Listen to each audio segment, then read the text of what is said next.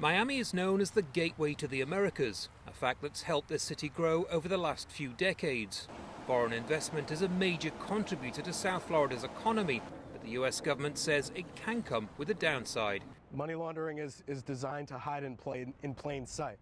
Andrew Ittelman specializes in anti-money laundering laws and says Venezuela is a big offender.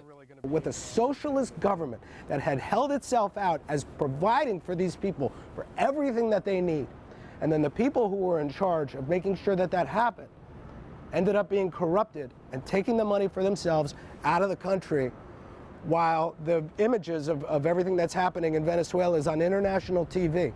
As the humanitarian and economic situation in Venezuela continues to decline, the cases of government officials prosecuted for money laundering are stacking up.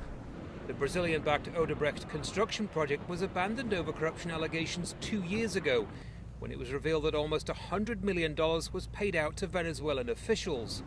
Almost 200,000 people lost their jobs when the project stalled, but it's real estate deals in the US that are coming under increasing federal scrutiny. Developers and realtors like Jesse Otley are aware of the problem in South Florida and say they're more discerning with buyers than ever before. Our brand is important. The brand of Miami is important.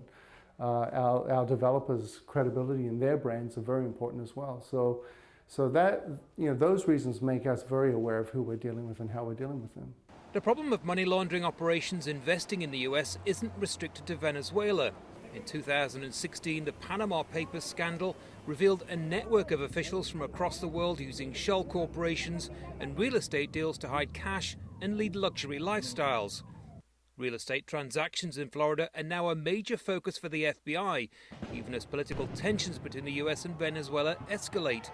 It's an issue the Bureau is now pouring more resources into, an indication of just how serious the problem is. Florida has a reputation as a haven for money laundering, but the concentration on Venezuela is brought into sharp focus when people there are suffering such serious hardships. US officials say they'll continue to seize assets, monitor transactions, and clamp down on the practice. Earlier this year, the FBI opened its first permanent anti-corruption unit here in South Florida. Critics say it should have happened years ago, but agents have already seized several properties in the last few weeks. Andy Gallagher, Al Jazeera, Miami, Florida.